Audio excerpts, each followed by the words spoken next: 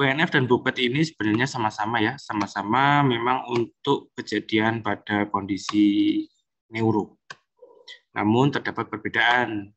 Perbedaannya ialah ketika PNF ini juga bisa digunakan pada muskuloskeletal.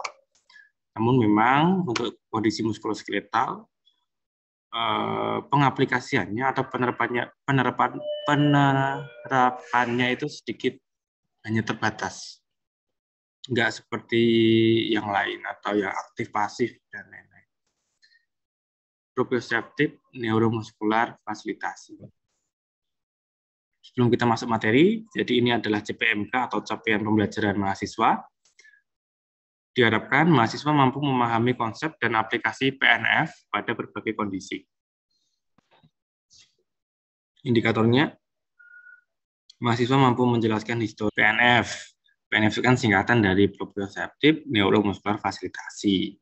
Nah, tiga kata ini mempunyai makna yang berbeda masing-masingnya.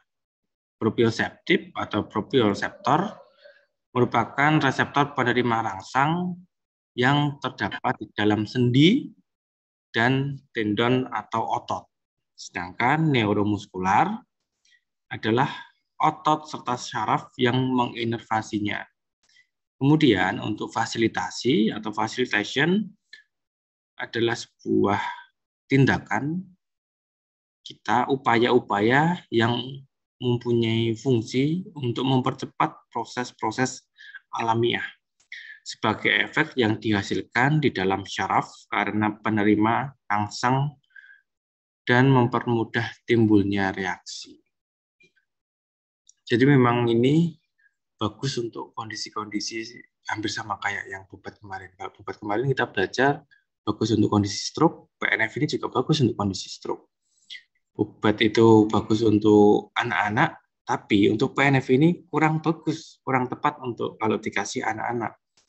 Kenapa? Karena untuk PNF ini sendiri ada beberapa instruksi-instruksi yang memang anak-anak ini belum paham untuk melakukannya. Definisi PNF sendiri adalah metode untuk membentuk pola gerak melalui stimulus atau fasilitasi proprioseptor sehingga mendapatkan respon neuromuskular secara benar.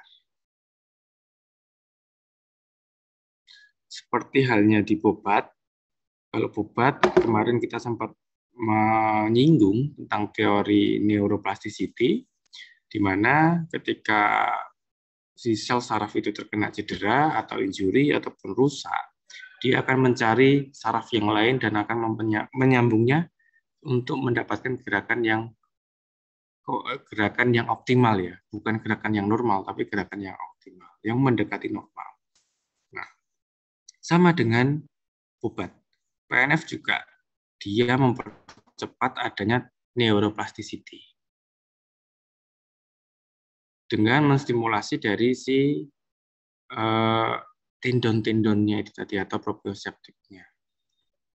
Ya. Untuk sejarahnya si PNF ini dia pertama kali diperkenalkan itu oleh Dr.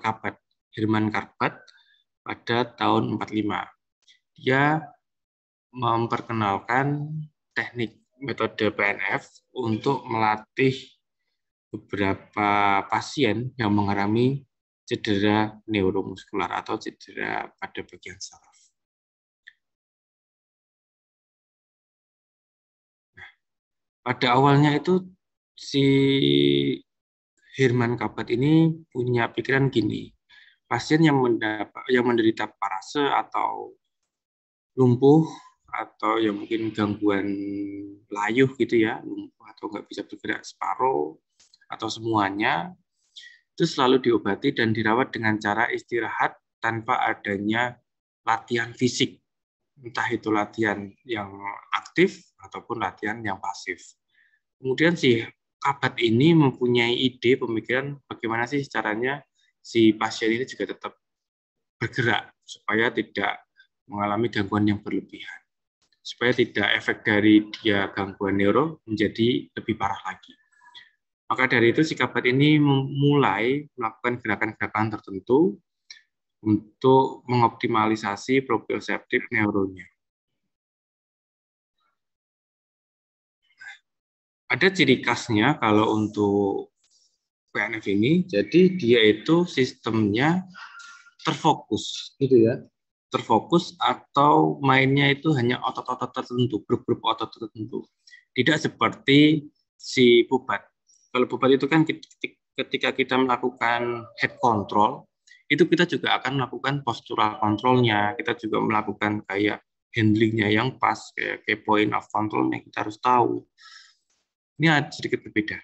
Kalau si PNF ini, kalau kalian mau latihan ekstremitas bawah, ya kita hanya melatih ekstremitas bawah, kayak gastrok, kemudian ada juga si hamstring atau quadricep, itu kita latih, kita kasih sebuah kontraksi, kita kasih sebuah gerakan-gerakan ataupun instruksi-instruksi seperti tahanan, yaitu tahanan yang minimal ataupun maksimal. Jadi ciri khasnya si PNF ini dia sifatnya terfokus, tidak general. Kalau pubat itu kan lebih general, kalau si PNF ini dia lebih terfokus. Oke, metode Kabat, latihan-latihan dengan melawan tahanan sehingga menimbulkan progresivitas. Melatih gerakan yang mengalami parase menggunakan pola gerakan massal. Ketika kalian mendapatkan perkuliahan terapi latihan 1, saya yakin pasti kalian sudah pernah atau sudah pernah mendengar ada yang namanya hot relax, contract relax, kemudian isometrik, kemudian ada gerakan-gerakan seperti isotonik ataupun yang lain. Nah, di sini ketika kalian mempelajari PNF akan hanya sedikit banget, perbedaannya itu hanya sedikit banget.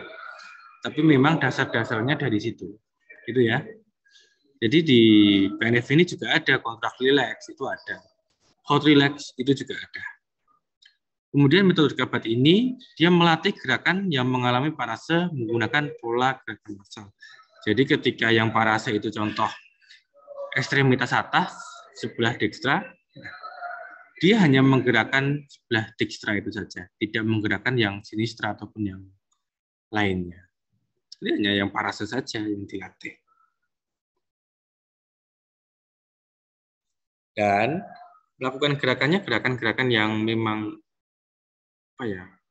gerakan-gerakan yang wajar dilakukan. Jadi kayak fleksi ekstensi, itu ya fleksi ekstensi. Atau mungkin abduksi ADD, itu ya dilakukan seperti abduksi ADD. Ataupun nanti ada perbedaan ketika ritmik stabilisasi atau ritmik inisiasi. Ketika ritmik inisiasi atau ritmik stabilisasi itu gerakannya bukan ABD, ADD ataupun fleksi ekstensi, namun sedikit diagonal. Fleksinya lebih sedikit diagonal atau lebih miring seperti ini. Fleksinya miring, tidak atas bawah ataupun ABD, ADD, tapi miring. Dia membentuk pola. Entah itu polanya D1 ataupun D2. Ketika polanya D1, biasanya itu ada dari internal, dari dalam dulu, mungkin keluar. Kalau D2 dari luar dulu, mungkin ke dalam. Tergantung nanti lihat polanya, pola gangguan neuronya pada pasien kalian. Teori pendukung dari latihan yang dikembangkan oleh Dr. Kabat ini, yang pertama itu mendasari teori neurofisiologi. Yang tadi saya bilang, dia juga menstimulasi adanya neuroplasticity. Kemudian teori perkembangan motoris yang dikemukakan oleh Van Hellener. Si Kabat ini dia juga, atau teori PNF ini dia juga memperhatikan dari perkembangan motoris si manusia. Seperti halnya pada pubat. Pubat itu kan kita berawal dari head control dulu, kemudian sampai berjalan. Semua treatment yang pasiennya itu mengalami gangguan neuro, pastinya kita akan mempelajari atau kita akan melatih dari motoriknya dari yang paling halus sampai ke yang paling kasar. Itu ya. Ada teori refleks Pavlov itu juga digunakan. Kita masuk ke teori perkembangan. Perkembangan motorik atau gerakan dimulai dari kranial menuju distal. Seperti yang tadi saya sampaikan, berarti kan dari head control dulu, kemudian sampai ke kaki. Kemudian ada koordinasi, gerakan orang dewasa dimulai dari distal menuju kranial. Kalau untuk lakukan gerakan-gerakan koordinasi atau gerakan-gerakan yang lebih spesifik, memang untuk usia-usia dewasa, dimulainya dari gerakan kaki dulu, kemudian atau gerakan yang paling distal dulu, kemudian menuju ke yang kranial. Gerakan berkembang lebih daripada kontrol sikap yang baik memperbaiki kualitas gerakan yang terkoordinasi. Beberapa refleks mendominasi gerakan-gerakan primer. Gerakan-gerakan orang dewasa dipengaruhi oleh refleks-refleks sikap. Ini ada perkembangan motoris dapat distimulasikan menurut teori Levin. Ini stimulasinya bisa dari pengaruh luar yang kita buat ataupun rangsangan-rangsangan seperti suara, gambar, ataupun yang lainnya. Motoris atau sebuah gerakan itu merupakan bentuk belajar yang paling mudah. Jadi kita kalau belajar itu kan ada kinestetik, ada motoris, ada behavior, ada yang lain gitu ya. Tapi memang untuk mempelajari kinestetik, pasien stroke atau pasien-pasien yang mengalami gangguan neuro ada di sistem pusat, itu gerakan-gerakan yang sering diulang itu dapat mempercepat perbaikan dari si gerakan pasien kalian. Selama perkembangan motoris, pola-pola gerakan massal berevolusi atau berubah menjadi gerakan-gerakan yang secara sendiri-sendiri. Perkembangan motoris berlangsung menurut proses motivasi gerakan. Jadi perkembangannya tergantung motivasi pasien kalian. Ketika pasien kalian itu motivasinya cukup tinggi, ya perkembangannya lebih cepat. Tapi kalau tidak, ya tidak, gitu ya. Ini perkembangannya dari dia berguling, kemudian merayap, merangkak, duduk, belajar berdiri, dan berjalan atau lari atau yang lainnya.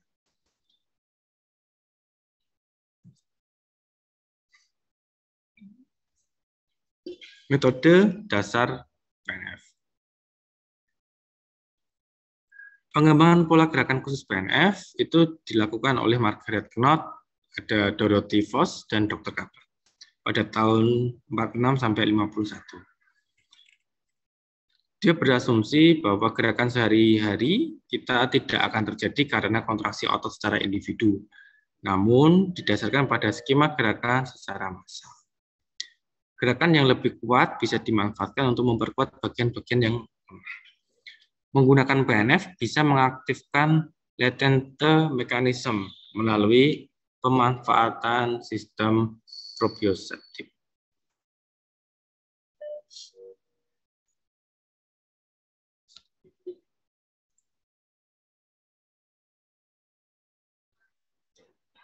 Efek-efek yang dihasilkan ketika kita melakukan treatment PNF, yang pertama itu memperbaiki pola-pola gerakan dengan memberikan banyak pengulangan gerakan, dan untuk menangani kelumpuhan pada anggota gerak, dan ada stabilisasi postur atau perbaikan postur. Ini ada satu artikel ilmiah yang bisa kalian cari terkait proprioseptif neuromuskular fasilitasi dan mekanismenya bagaimana.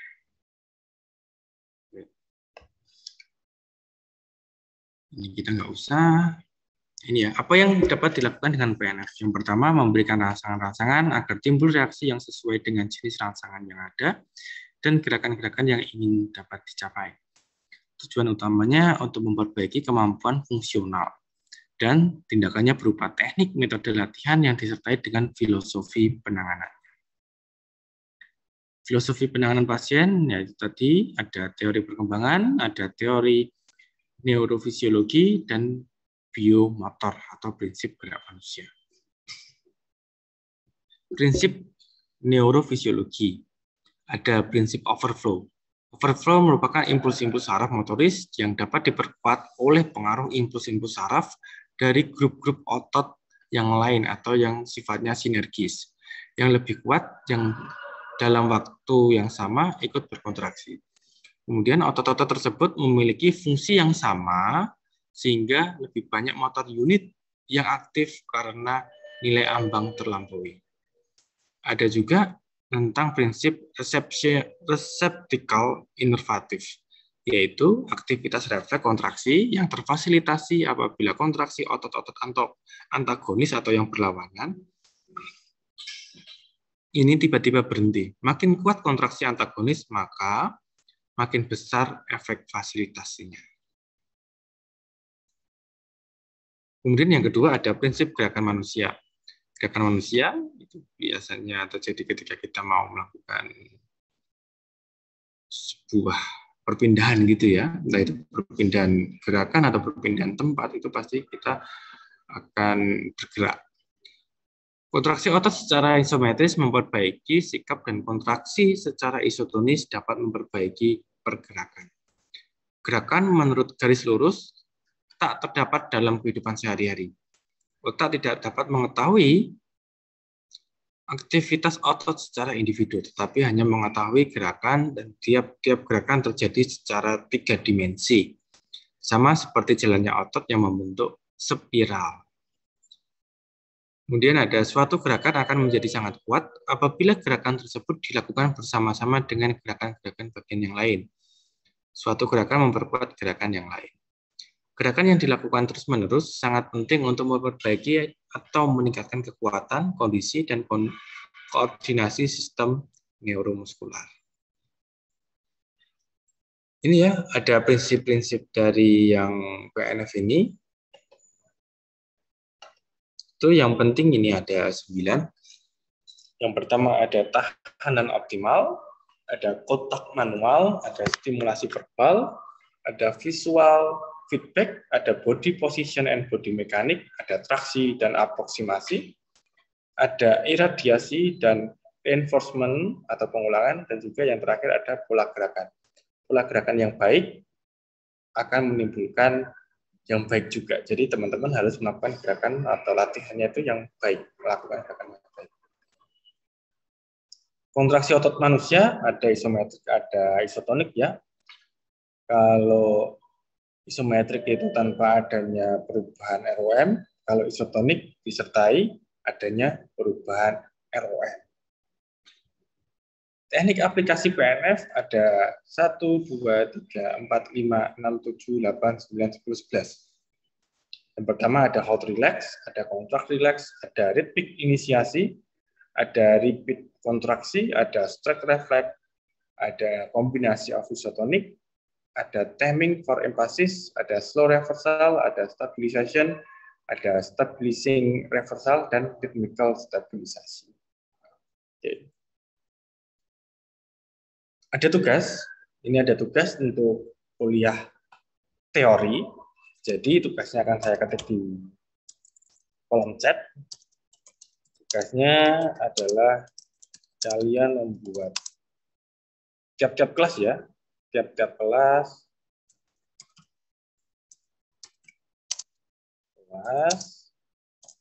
terdapat bikin ini deh, bikin kelompok saja, kelompok maksimal 3 orang. Kalian cari jurnal terkait PNF, cari jurnal internasional ya, bukan yang Indonesia. Terkait PNF, lalu apa ya kalau resume jurnal gitu ya, lalu lakukan resume pada jurnal.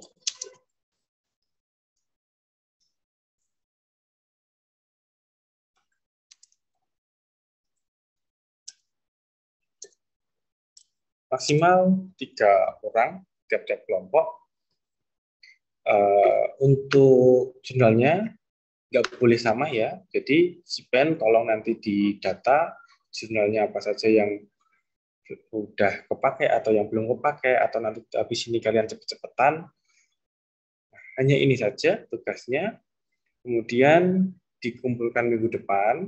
Jadi hanya jurnal, kemudian kalian bahasa Indonesia kan, kalian lakukan yang apa yang penting, apa yang menurut kalian ada yang kurang kurang bagus pada jurnal itu boleh dikomen.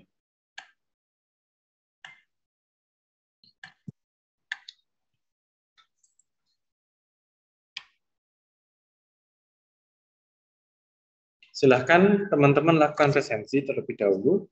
Jadi presensi akan saya tutup pukul 7.30 ya, pukul 19.30. Jadi dikasih masukan dan dikumpulkan ketika perkuliahan terapi latihan. Gitu saja. Ya, Pak, saya izin bertanya mengenai tugas. Iya, Mbak Ripka. Pengumpulannya melalui apa ya, Pak? Pengumpulan tugasnya. Dicetak aja ya, Mbak ya. Atau mungkin bisa via email deh, via email aja ya. Via email dikirimkan ke si pen dulu, kemudian si pen ngirim dalam satu file gitu, dikirim ke saya. Emailnya ini, kalau mau kirim. Itu alamat emailnya, Mbak. Jadi dikirim ke si pen dulu ya, nanti si pen yang koordinasi semuanya atau dijadikan satu, kirim ke saya. Begitu nggih?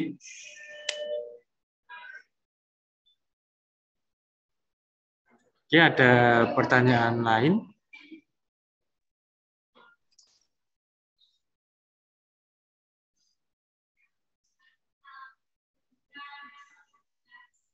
Oke, kalau tidak ada, saya akhiri perkuliahan pada malam hari ini. Saya mohon maaf karena